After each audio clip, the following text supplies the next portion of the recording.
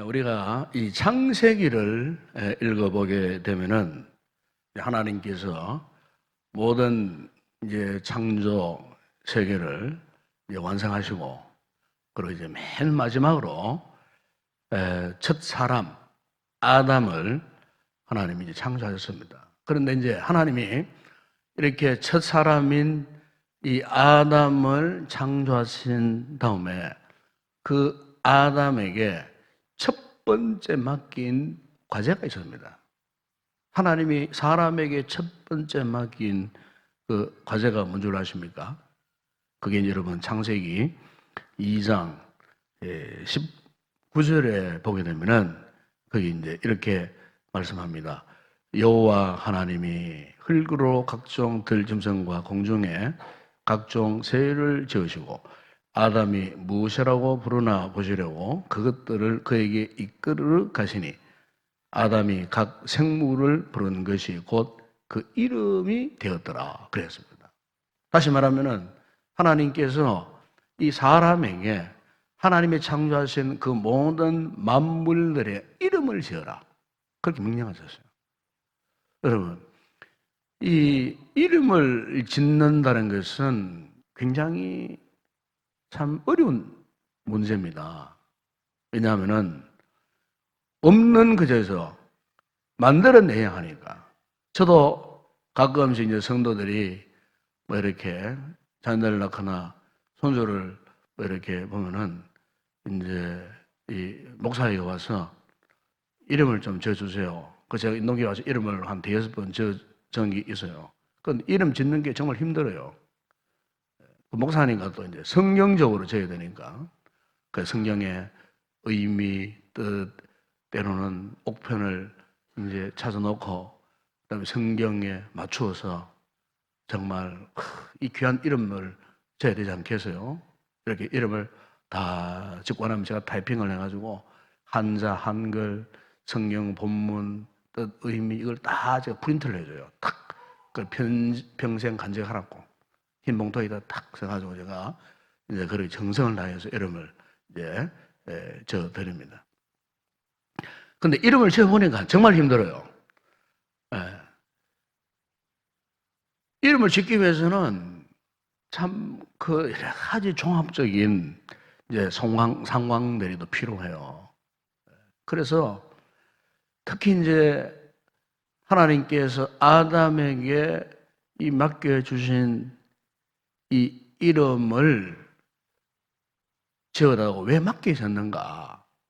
하나님 당신께서 스스로 이름을 지을 수도 있으셨지만은 왜 하필 자신이 창조한 피조물인 인간에게 당신의 그 모든 창조물에 대한 이름을 지으라고 했을까? 그 이유는 두 가지예요. 그 먼저 하나는 바로 이 하나님께서 인간에게 만물을 통제하고 만물을 다스릴 수 있는 권세를 주셨기 때문에요. 그래서 창세기 1장 28절 보면은 하나님이 그들에게 복을 주시며 하나님이 그들에게 이르시되 생육하고 번성하고 땅에 충만하고 땅을 정복하고 그리고 모든 생물을 다스리라.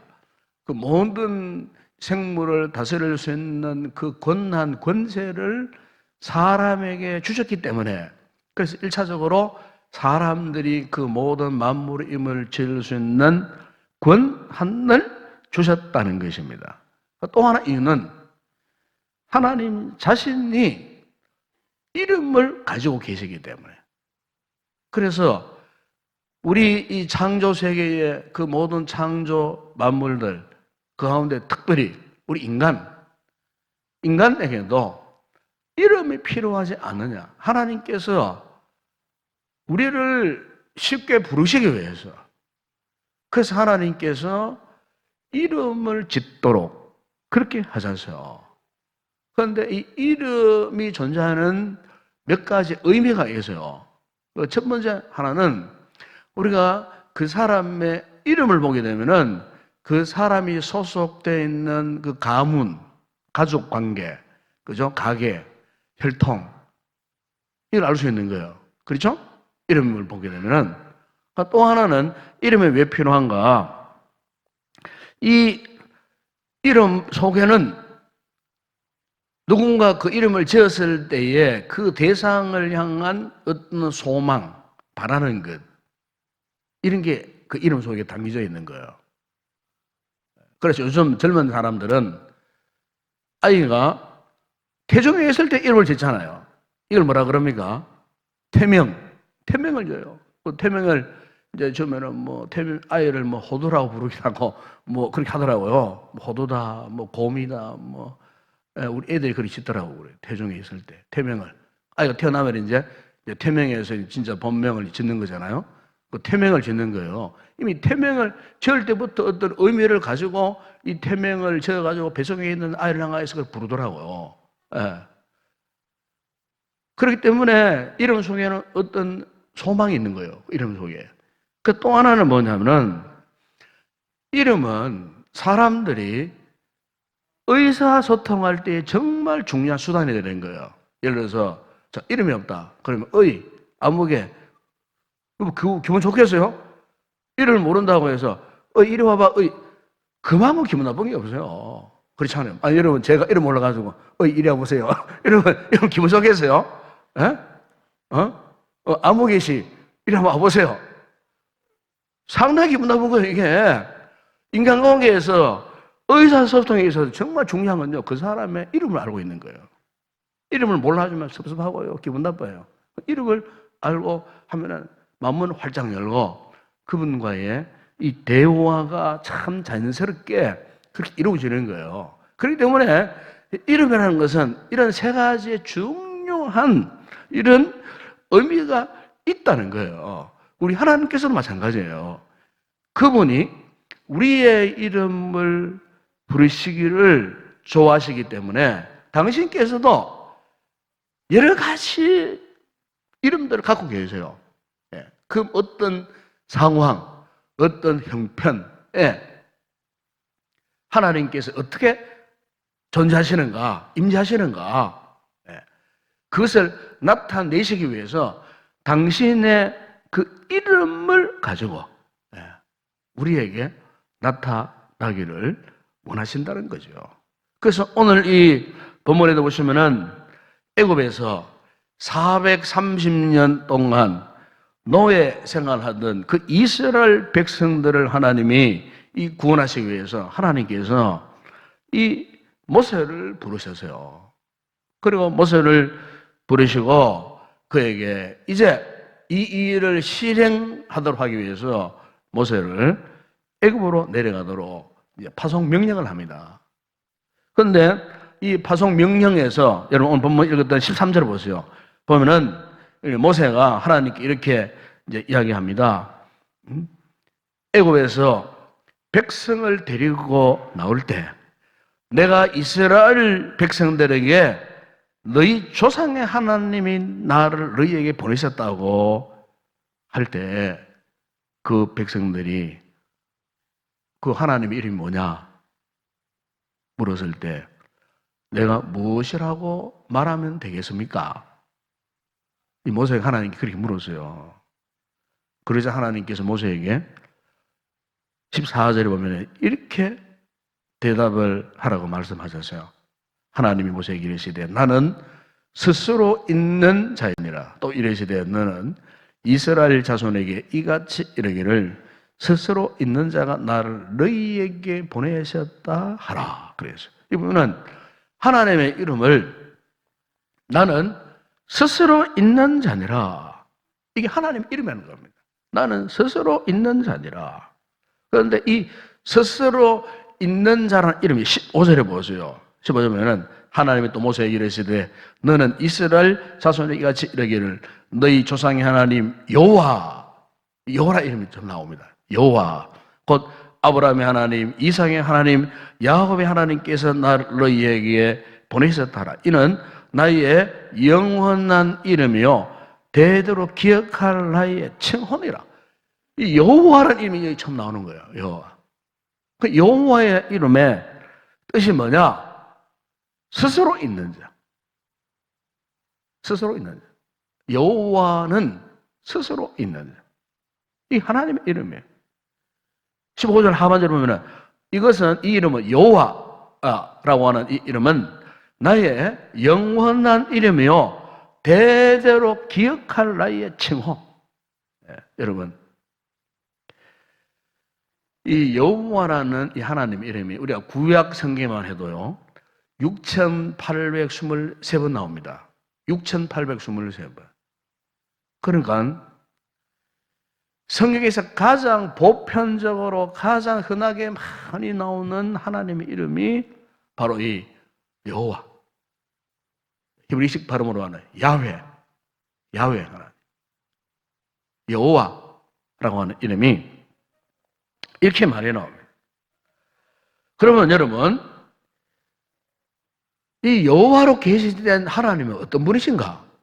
중요한 이 문제입니다. 그죠? 하나님의 모든 이름의 그 뜻단은 하나님이 어떤 존재로 계시는가? 과연 그 하나님이 어떤 하나님인가? 이걸 이제 말씀하고 있지 않습니까? 그러니까 여기 여호와라고 하는 이 하나님 이름은요, 하나님은 영원하신 분이다, 그 뜻입니다. 하나님은 영원한 하나님입니다. 영원히 존재하는 하나님. 그래서 오늘 이 본문을 영어 성경에 보게 되면은 거기 이제 이렇게 이제 번역을 해놨습니다. 원문에서 I am that I am 그래서 I am that I am.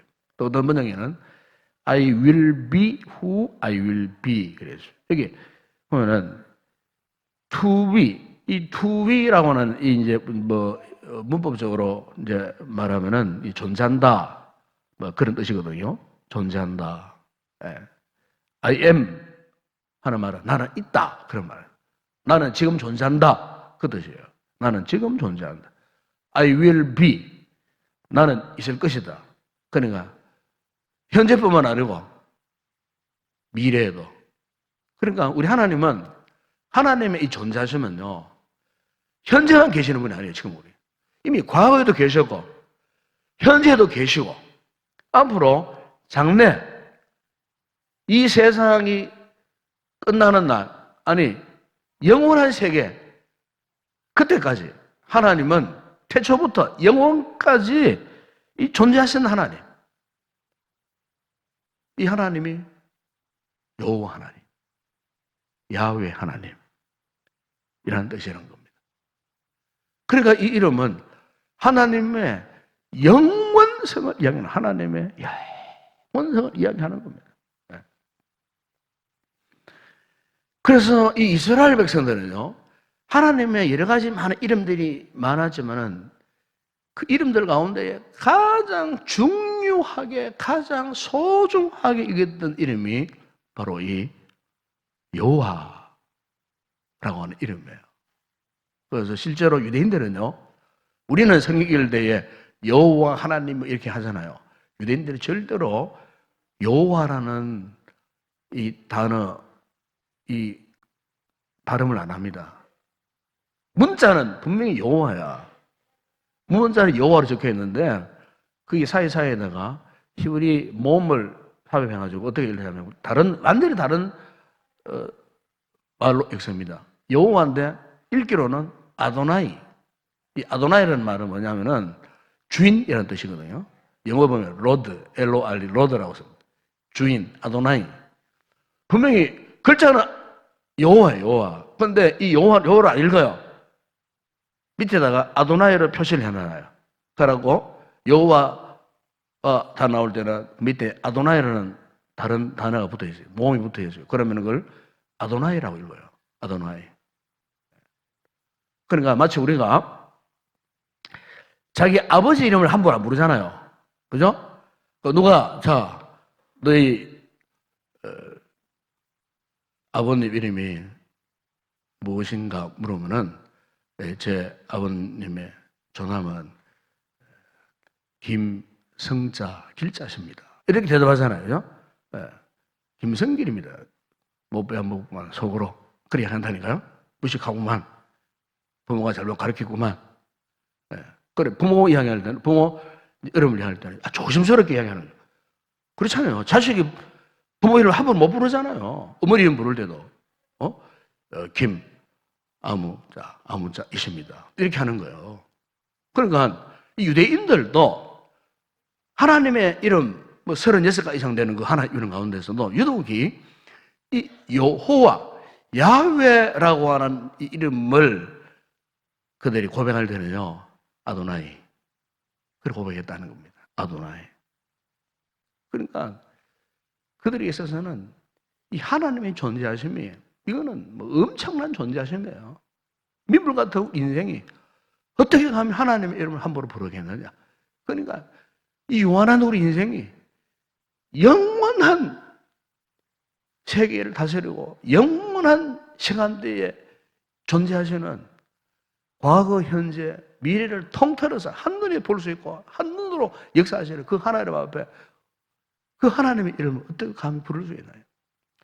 제가 지난 주간 아마 여러분 우리 모양 칼럼에 보게 되면은 제가 좀 충격받은 영상을 보고 글을 쓴 내용이 있어요.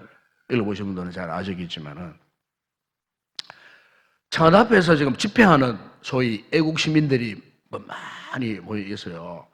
거기는 대부분 크리스찬들입니다. 크리스찬. 그 유명한 어떤 그 목사님이 이끌어가는 이제 그런 뭐 시위 집회예요. 그런데 이제 그 영상에서 그 목사님이 이런 발언을 하는 거예요. 정중을 하냐고. 하나님, 꼼짝마 하나님. 하나님, 까불면 나한테 죽어. 내가 그리고 충격을 받았어, 충격을.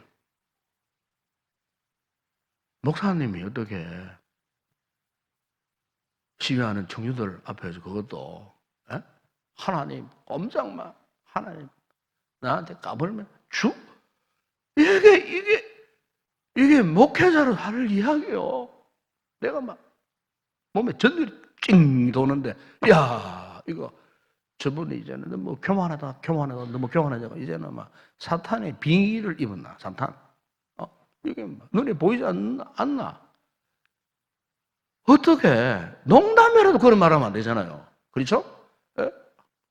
하나님의 이름을 망령 일으키지 말라고 그랬는데 그분의 어떤 존재신데 어떤 분이신데 민물보다 못한 버려지 못한 구더기 같은 인생이라고 그랬는데 그 인생이 어떻게 살아계신 하나님 여호와 하나님 앞에서 하나님 까불지 마 죽어 어떻게 인간이 하나님 앞에 그런 반응을 제가 충격을 받아요. 충격을 받았어요.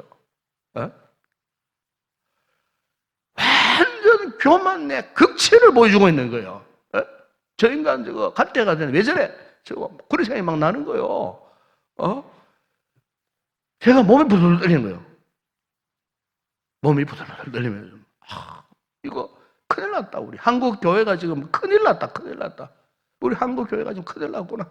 영적 지도자라는 사람이 어떻게 하나님 앞에 말이지 저렇게 이름을 빙자하고 말이죠.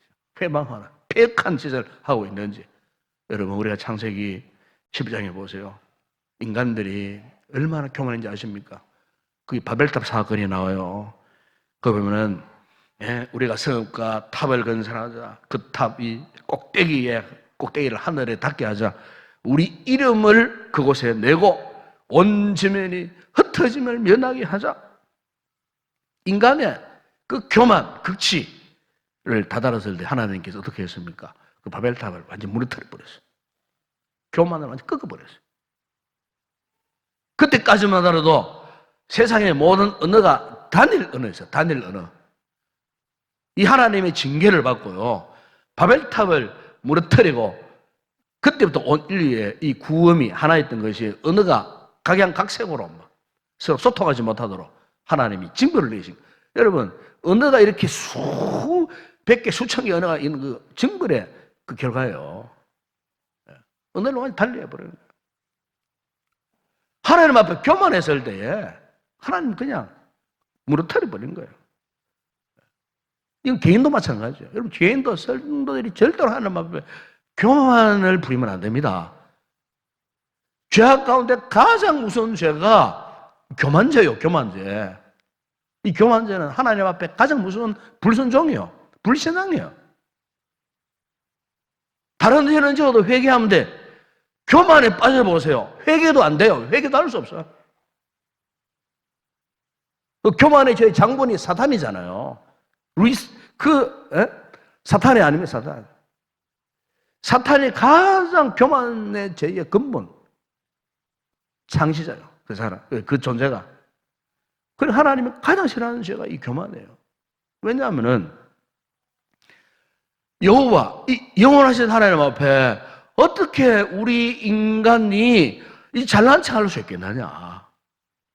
그분 앞에서 우리가 하나님의 같은 성품 가운데 보면은 두 가지 종류의 성품이 있어요. 하나는 이 공유적 속성이라는 게 있어요. 여기에 공유적 속성, 공유적 성품이라는 것은 하나님께도 갖고 있는 성품이자 동시에 우리 인간에게도 어느 정도 가질 수 있는 이 성품이에요. 그 성품 가운데는 하나님의 이 거룩함, 거룩성, 의로움, 신실함, 또 하나님의 선하심, 또 사랑.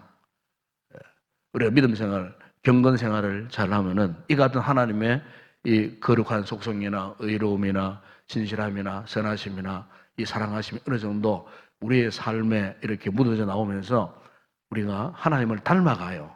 이런 속성들 때문에. 그래서 신앙이 성숙하면 성숙할수록 이런 하나님의 이 거룩한 이 공의적 성품을 우리가 닮아가게 되어 있어요. 그런데 하나님만이 갖고 계시는 이 속성이 있어요. 그러니까 하나님과 인간이 공유할 수 없는 그 속성 가운데 뭐가 있냐면은 하나님의 전능성이 있습니다. 사람은 전능한 존재가 아니에요. 그렇잖아요? 우리 사람은 한계적 존재예요.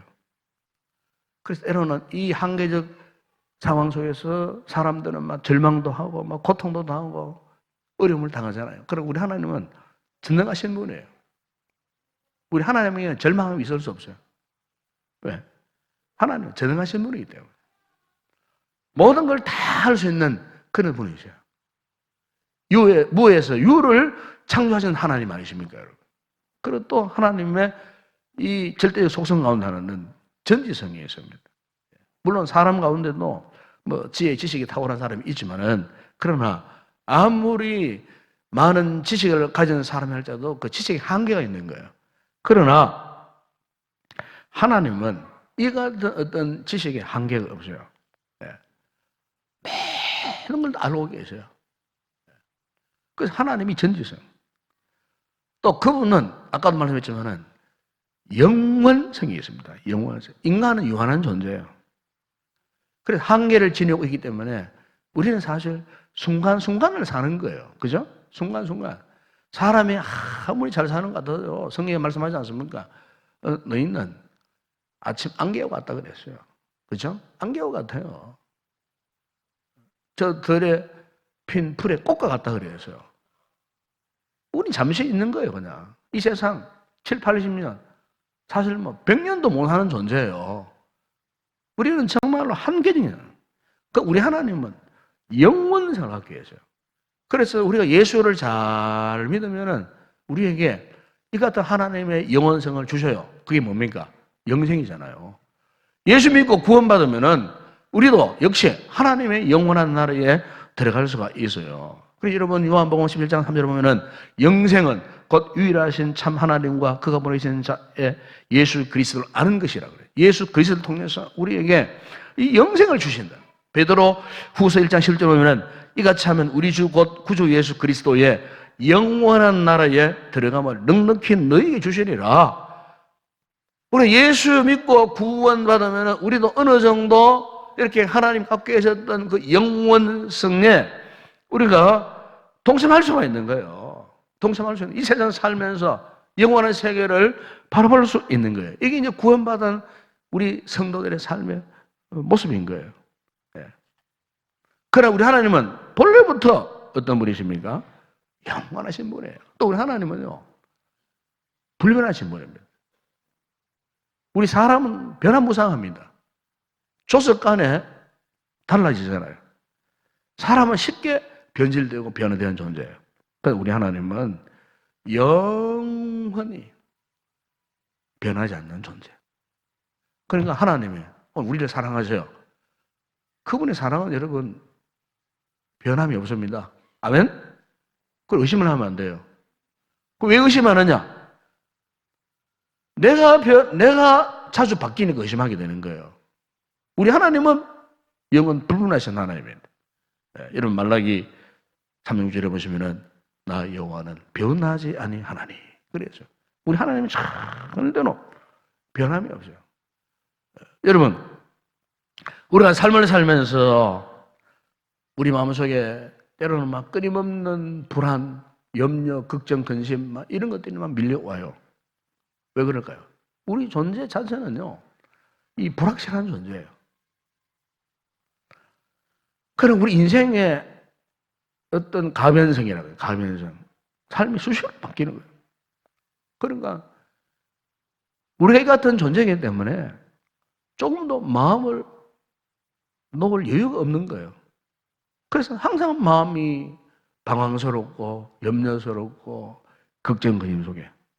그런데 이런 운생이 여호와 하나님 영원히 불변하시는 이 하나님을 알면은 어떻게 되는가?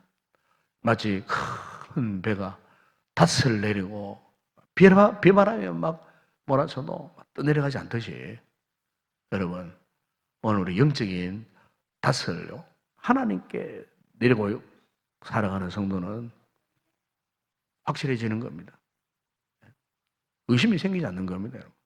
흔들리지 않는 겁니다. 변하지 않는 겁니다. 왜?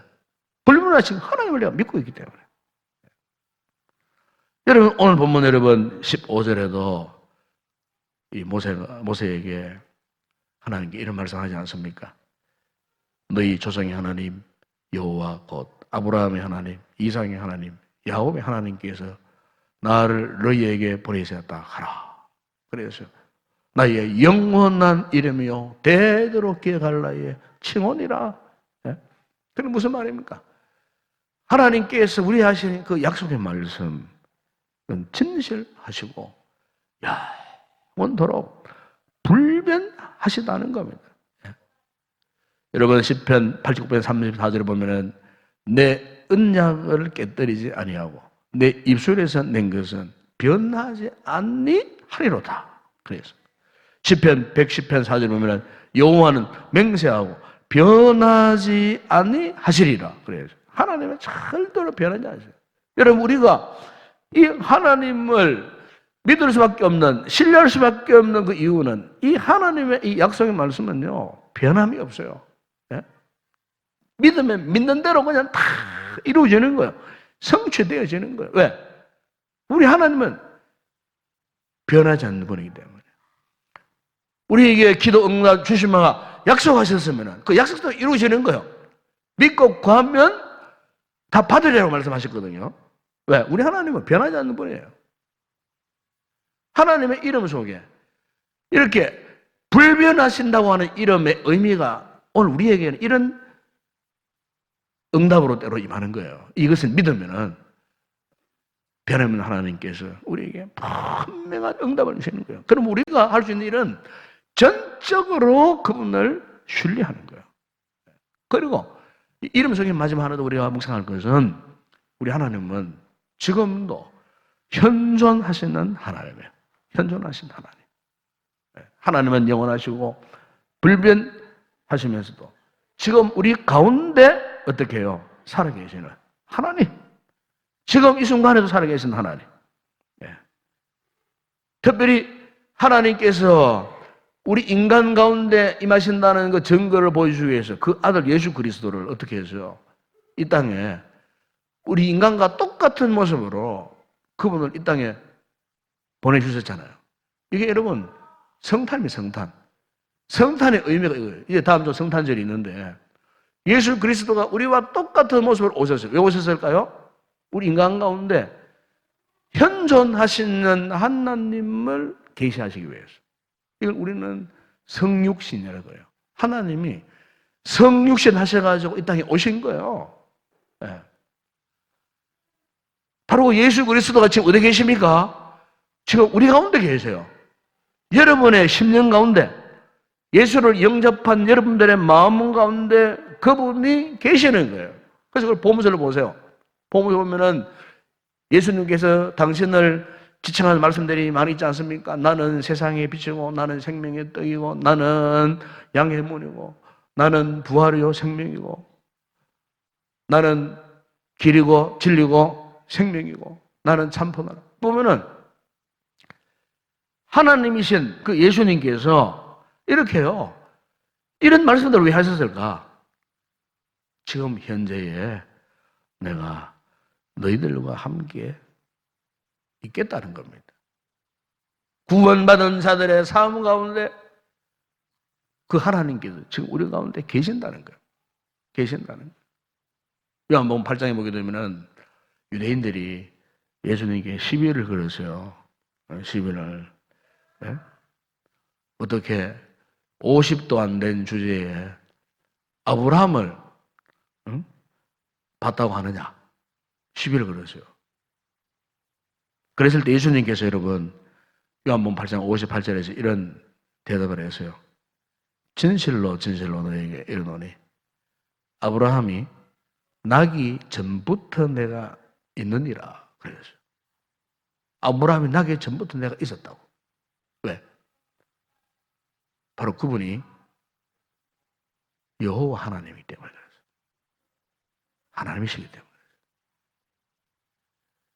영원부터 영원까지 존재하시는 하나님. 여러분 오늘 우리가 믿는 하나님이 이런 하나님이신 줄로 믿습니다. 신앙생활 하다가 나는 왜 이리 외롭노? 나는 왜 이리 고독스럽노?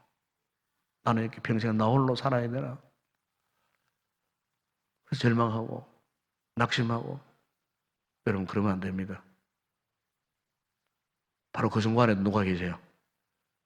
영원하신 스스로 계시는 하나님 여호와 하나님이 계세요. 우리가 질곡 가운데에 놓여졌을 때 던짐을 당하였을 때 아픔 가운데에 번면하고 고통을 당하였을 때 때로는 죽음의 위기 속에 던져졌을 때 인생의 문제 앞에 참 고통스럽고 뜬 눈으로 밤을 지새우면서 눈물 흘리고 고통스러워할 때 바로 그 순간에도 여러분 기억하십시오. 우리의 하나님, 좋으신 하나님, 여호와 하나님, 영원하신 하나님이 우리 가운데 계신다는 사실. 우리 한숨과 눈물 속에도 계신 하나님.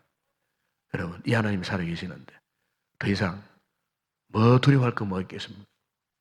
염려할 거 뭐가 있겠습니까? 이 밤에 나오셨는데 여러분의 모든 염려를 여호와 하나님, 지금도 스스로 계시는 영원하신 하나님, 이 하나님 앞에 모든 문제를 맡기고 뜨겁게 간절히 기도하시다가 오늘도 살아계신 하나님을 기도하고 돌아가는 그런 복된 성을 내시기 주의 이름으로 축원합니다.